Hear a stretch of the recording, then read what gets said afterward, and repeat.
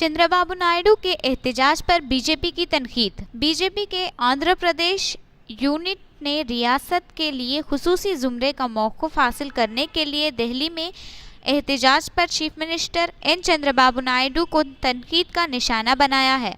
Party की रियासती unit तर्जुमान एस राम भोतला ने यहां मीडिया के नुमाइंदों से बात करते हुए इल्ज़ाम आयद किया कि ऐसा महसूस हो रहा है कि चंद्रबाबू नायडू अवामी हमदर्दी हासिल करने में दिलचस्पी रखते हैं, क्योंकि उन्होंने 16,000 करोड़ रुपये का मरकज़ का पैकेज मुस्तरद कर दिया और वो खुसूसी जुमरे के मौक़िफ़ का मुतालबा कर रहे हैं।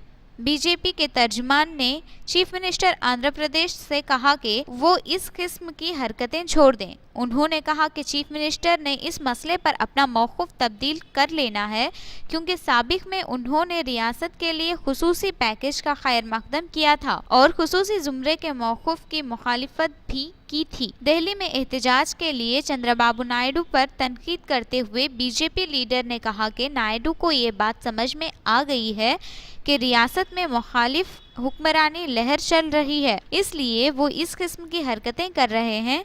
बीजेपी के तर्जुमान ने ये इल्ज़ाम भी आयद किया कि वज़ीर-ए-आज़म नरेंद्र मोदी ने जब रियासत का दौरा किया, उस वक्त सरकारी मिशनरी ने रुकावटें हायल किए।